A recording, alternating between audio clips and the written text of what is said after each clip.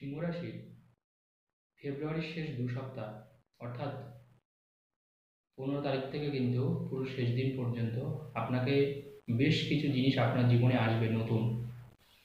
বেশ কিছু জিনিসে আপনাকে সতর্ক থাকতে হবে, কারণ আপনার রাশির অধিপতি রবিদেব আপনার রাশির সপ্তমে প্রবেশ করেছে এবং শনি রাশিতে প্রবেশ করেছে, সাথে শনি আছে, সেখানে কিন্তু শনি বসে আছে।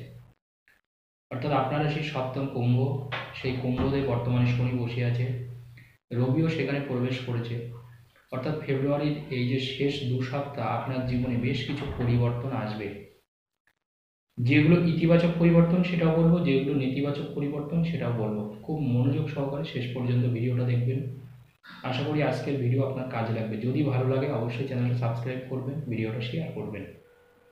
দেখুন, সিংহ রাশির মানুষ ভীষণ সেনসিটিভ এবং ভীষণ সাহসী থাকে, কেননা এই রাশির অধিপতি হচ্ছে রবি, যিনি হচ্ছে রবি মানে তো সূর্য।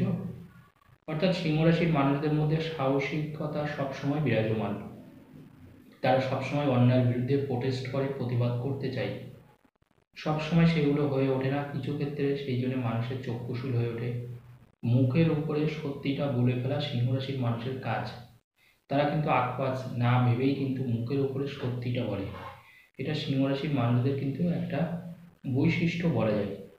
কিন্তু প্রশ্ন হচ্ছে, আপনার রাশির অধিপতি যখন সপ্তমে প্রবেশ করেছে, সেখানে অবশ্যই শনি আছে।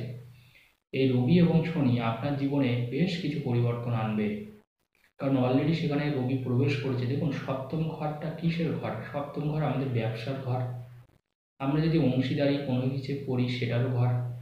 আমাদের বিয়ের ঘর, স্বামী স্ত্রীর ঘর, বিয়েটা আমাদের টিকবে কিনা সেটারও ঘর। এবং আমাদের ব্যবসায় কতটা সফলতা অর্জন করব সেটারও ঘর।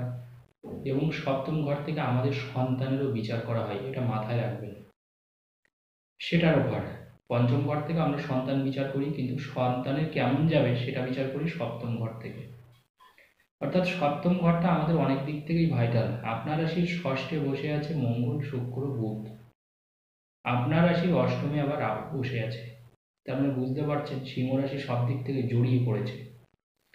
এবার দেখুন, আপনার রাশির অধিপতি যেহেতু সপ্তমে আছে এবং সেখানে থেকে আপনার তার রাশিকে দেখছে, জানবেন নিজের রাশির অধিপতি যখন নিজের রাশিকে দৃষ্টি দেয় সেটা তার জন্য ভালো, কারণ সে সবসময় চাইবে তার রাশিকে সে রক্ষা করতে, যাতে আপনি কোনো বিপদে না পড়েন, আপনার যাতে কোনো ক্ষতি না হয়। সে কিন্তু প্রতিনিয়ত সেই চেষ্টাই করবে, তাই নয় কি? কারণ রাশির অধিপতি সবসময় রাশিকে বাঁচাতে চাইবে। আর সবসময় মনে রাখবেন, যদি আপনার রাশির অধিপতি যদি আপনার রাশিকে দৃষ্টি দেয়, সেটা আপনার জন্য অত্যন্ত শুভ, অত্যন্ত ভালো। এবং আপনার রাশির নবমে বৃহস্পতি আছে। এবার দেখুন, সপ্তমে রবি এবং শনি থাকার কারণে যেটা হবে, এই সময় আপনার পারিবারিক জীবনে যদি আগের থেকে কোনো ঝগড়াঝাটি অশান্তি হয়, মনে করেন আগের থেকেই বাড়ত টুকটাক, এখন কিন্তু সেই জায়গাটা অনেকটা মিটে যাবে, সেই জায়গাটা অনেকটা কেটে যাবে। ব্যবসায় যদি আপনি দেখেন আগে প্রচুর লস খেয়েছেন, দেখবেন এখন কিন্তু লসের পরিমাণটা কমে যাবে। এখন ব্যবসার থেকে, চাকরির থেকে বেশ কিছু টাকা আপনার হাতে আরও জমা থাকবে, অর্থাৎ সেখান থেকে টাকা বেশ কিছু আপনি অর্থ পেয়ে যাবেন। অর্থাৎ আগে যে অর্থটা জলের মতন খরচ হচ্ছিল, সেটা আর খরচ হবে না। শনির দৃষ্টি আপনার রাশিতে থাকার কারণে মনে রাখবেন, সিংহ রাশির মানুষরা বেশ কিছু দিক থেকে তারা কিন্তু তাদের মাইন্ড আপসেট ছিল, বেশ কিছু দিক থেকে তারা হতাশায় ভুগছিল। সেই হতাশা অনেকটা কমবে, কারণ রবি ওখানে যাওয়ার জন্যে শনিদেব কিন্তু অতটা এখন করতে পারবে না। শনিদেব আগে যে জিনিসটা করছিল, আপনার রাশির পরে পূর্ণ দৃষ্টি, এখনও সেই দৃষ্টি দিচ্ছে, কিন্তু রবি থাকার কারণে এখন কিন্তু আপনার ক্ষতিটা অন্তত বিশেষ করে তেমন কিছু করতে পারবে না। বরং বলা যায় এখন আপনার আটকে থাকা কাজগুলো হবে। যারা বিশেষ করে পলিটিক্সে আছেন, এই সময় দারুণ বাজিমাত করবেন তারা। সিংহ রাশির মানুষরা যদি পলিটিক্সে থাকেন এই সময়, বা আপনি যদি কোনো পড়ান, সেটা কলেজে হতে পারে, সেটা স্কুলে হতে পারে, বা আপনি যদি কোনো শিক্ষকতার কোনো জব করেন বা চাকরি করেন, বা কোনো টিউশনি বা কোচিং সেন্টার আছে আপনার, বিরাট ভালো যাবে এই সময় সিংহ রাশির মানুষদের। কারণ এই সময় আপনি মানুষকে যা বলবেন, যেটা বলবেন, তারা সেটাকে বেদ বাক্য মনে করবে। এখন যদি আপনি পলিটিক্সে থাকেন, আপনার সম্মানটা বহুগুণ বাড়বে। এখন আপনার পরিচিতির ব্যাপ্তিটা আরও বহুগুণ বাড়বে। এই সময় সিংহ রাশির মানুষরা ঈশ্বর দর্শন করতে পারেন। বিভিন্ন ঈশ্বরের প্রতি বিশ্বাসটাও আপনার কিন্তু শক্ত হবে, পোক্ত হবে এই সময়। অর্থাৎ ঈশ্বরের সান্নিধ্যে আসতে পারেন, পরিবারের সকলকে নিয়ে আপনি ঈশ্বরের কাছে পুজোও দিতে পারেন সিংহ রাশির মানুষরা। এই সময় আপনার দূরে কোথাও ভ্রমণে যেতে পারেন। যারা দীর্ঘদিন ধরে হয়তো কখনো কোনোদিন প্লেনে চড়েননি, সাপোজ প্লেনে চড়েননি সিংহ রাশির মানুষরা, ইচ্ছা আছে অনেকদিন থেকে, এই ফেব্রুয়ারির শেষ কয়েকদিনের মধ্যে আপনি কিন্তু প্লেনে চড়বেন। আমি বলছি এই সময় আপনি প্লেনে চড়বেন, কারণ এই যোগটা কিন্তু অলরেডি আপনার শুরু হয়ে গেছে। এবং আর একটা জিনিস, এই সময় বেশ কিছু অর্থ আপনার আসতে পারে, ফাটকা ইনকাম, কারণ অষ্টমী রাহু আমাদের সবসময় ফাটকা ইনকাম দেয় যে কোনো জায়গা থেকে। আপনার হারিয়ে যাওয়া কোনো জিনিস, কোনো মূল্যবান জিনিস, হারিয়ে যাওয়া কোনো মূল্যবান জিনিস এই সময় আপনি পেয়ে যেতে পারেন সিংহ রাশির মানুষরা।